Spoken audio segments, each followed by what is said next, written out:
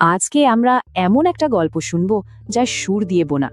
গল্পটা কালুর, যার গানের জন্মই হয়েছিল তার গ্রামের মাটি থেকে, তার মন থেকে।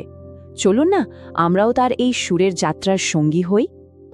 দেখুন, এই একটা লাইনেই কিন্তু গল্পের পুরো নির্যাসটা ধরা আছে। একদিকে একদম সাধারণ সাদামাটা জীবন, আর অন্যদিকে আকাশ ছোঁয়ার মতো বিশাল স্বপ্ন। এই দুটোকে মিলিয়েই কিন্তু আমাদের নায়ক কালুর জগৎটা তৈরি। তো গল্পের প্রথম পর্ব, মাটির গানে বাঁধা স্বপ্ন।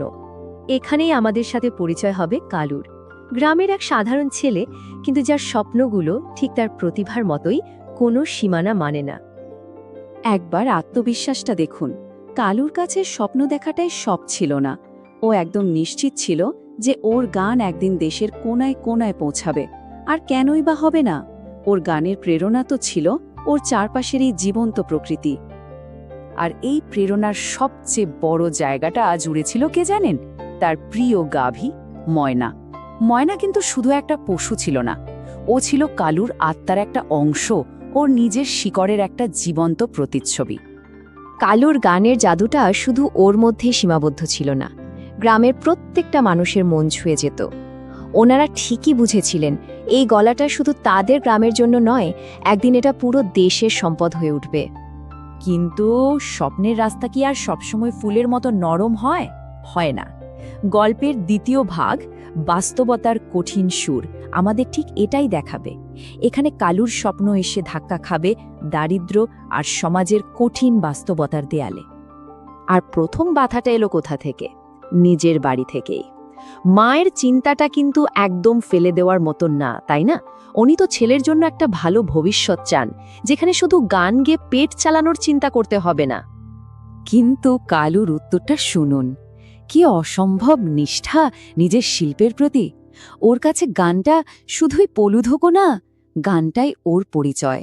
আর ময়নাকে ছেলে চলে যাওয়া, সে তো নিজের শিকড়কেই উপড়ে ফেলার মতো। সেটা তো ওর পক্ষে সম্ভবই ছিল না। এরপর এলো সমাজের আঘাত।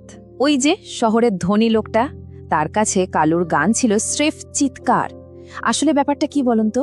যারা শিল্পের ভাষাটাই বোঝে না, তাদের কাছে একজন শিল্পীর সাধনা তো অর্থহীন মনে হবেই। তবে এই সব অপমান কালুকে থামিয়ে দিতে পারেনি, বরং ওর ভেতরের জেদটা যেন আরো বেড়ে গিয়েছিল।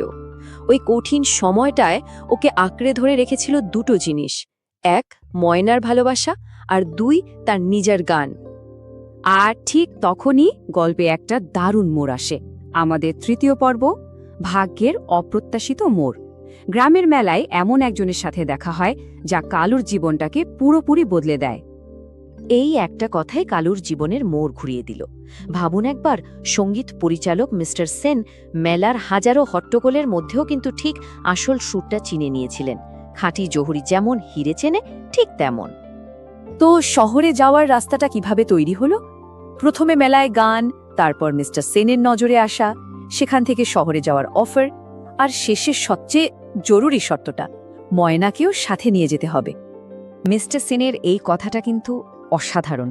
উনি ঠিক ধরেছিলেন যে কালুর আসল প্রতিভাটা লুকিয়ে আছে ওর শান্ত মনে, ওর শিকড়ের সাথে ওর সম্পর্কে।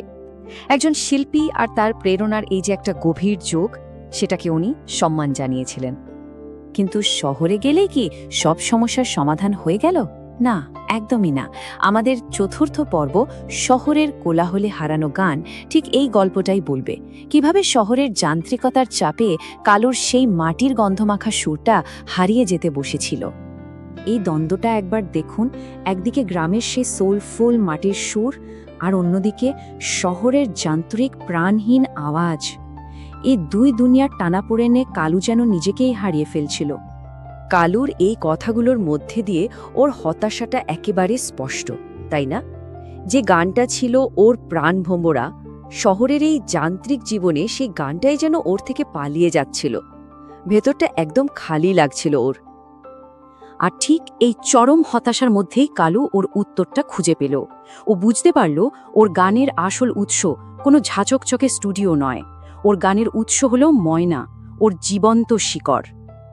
আর যেই না ও ময়নার কাছে ফিরে গেল, ওর সাথে আবার মন থেকে জুড়ল, অমনি ওর হারিয়ে যাওয়া আত্মবিশ্বাসটা ফিরে এলো। গ্রামের সেই মাটির সুরের আসল সত্যাটাকে ও আবার খুঁজে পেল। এবার আমরা পৌঁছে গেছি গল্পের একেবারে শেষ পর্বে, শিকড়েই আসল সাফল্য। নিজের শিকড়কে আঁকড়ে ধরে কালু এমন এক জায়গায় পৌঁছালো যা হয়তো ও নিজেও কোনোদিন ভাবেনি। সংবাদ মাধ্যমের এই কথাগুলোই যেন পুরো গল্পের সারমর্ম। কালুর এই সাফল্য একটা খুব বড় সত্যিই আমাদের সামনে নিয়ে আসে। নিজের শিকড়কে সম্মান করলেই কিন্তু সাফল্যের শিখরে ওঠা যায়। আর এখানেই কালুর মহত্ব। সারা দুনিয়া জুড়ে নাম হওয়ার পরেও ও কিন্তু ওর উৎসকে, ওর গ্রামকে ভোলেনি। শেষ পর্যন্ত ময়নাকে নিয়ে ও ফিরে এসেছে নিজের সেই জগতে, যেখানে ওর গানের জন্ম হয়েছিল। গল্পের একেবারে শেষে এসে কালুর এই উপলব্ধিটাই হয়তো সবচেয়ে বড় শিক্ষা।